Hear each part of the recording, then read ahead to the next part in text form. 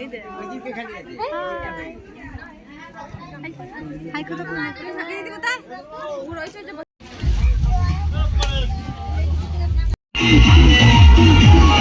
বন্ধুরা, good morning. আজ হচ্ছে আমার বোনের বাড়িতে তৃতীয় দিন। তো সকাল সকাল ঘুম থেকে উঠে গিয়েছি, এবার হাত মুখ ধুয়ে চাটা খেয়ে নেবো। তো আজকে চায়ের সাথে অনেক কিছু ছিল মুড়ি, নিমকি, বিস্কুট।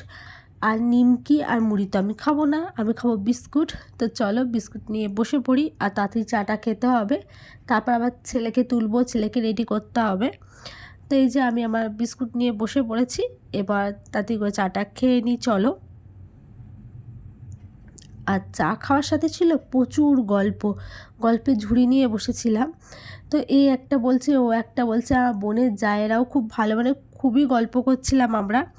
তো এর মধ্যে আমার ছেলে উঠে গেছে, ওকেও খাওয়াচ্ছি, খাইয়ে তাড়াতাড়ি রেডি হয়ে যাচ্ছি। তাড়াতাড়ি বললেও অনেক দেরি হয়ে গেছিলো, 10টা সাড়ে 10টায় বেজে গিয়েছিলো।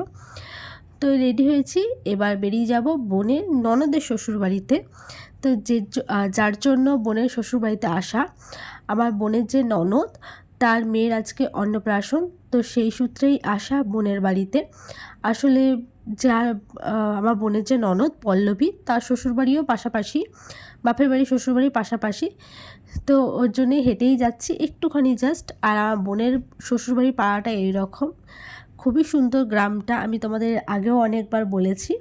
আর আজকে আমাদের রানী দেখো শাড়ি পরেছে, কি মিষ্টি লাগছে না শাড়িটা। আর সামনে আমার ছেলে, ও কিন্তু জানে না কোনটা বাড়ি, কিন্তু ও আগে আগে যাবে, ওই যে ও যাচ্ছে।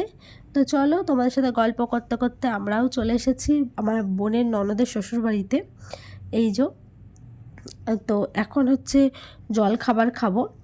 তো সবাই মিলে আগে চলো পুচকুটাকে একটু দেখে আসি। আর গিয়ে দেখছি পুচকুটা ঘুমোচ্ছে, তাই তখন আর ভিডিও করিনি, তোমাদের সাথে শেয়ার করিনি। আর আমরা গিয়ে বারান্দাটাতে বসলাম, এখানে বেলুন দিয়ে সাজানো চলছে। আর আমার ছেলেকে দিয়েছে মিষ্টি, ও তো সকালবেলাতে কিছুতেই খাবে না।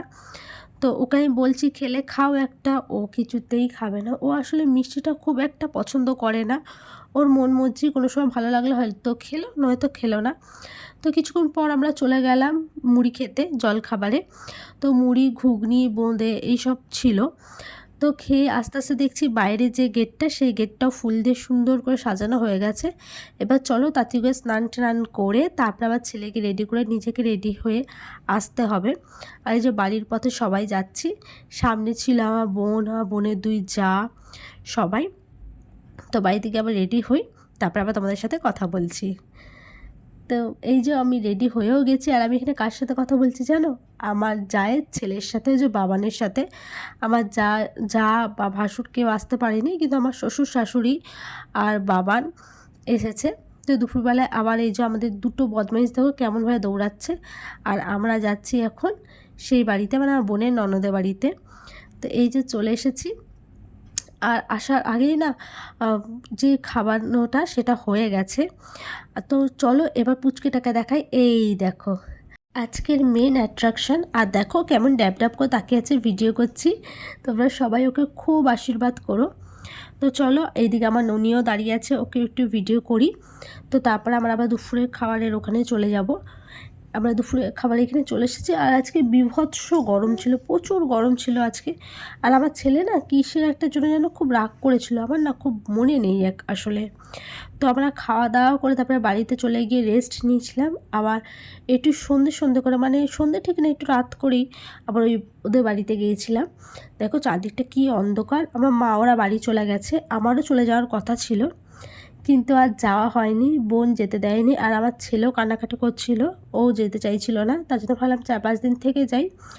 তো এই যে ওদের বাড়িতে চলে এসেছি। আর কচি কাচারা কেমন নাচছে দেখো, কি ভালো লাগছে তাই না?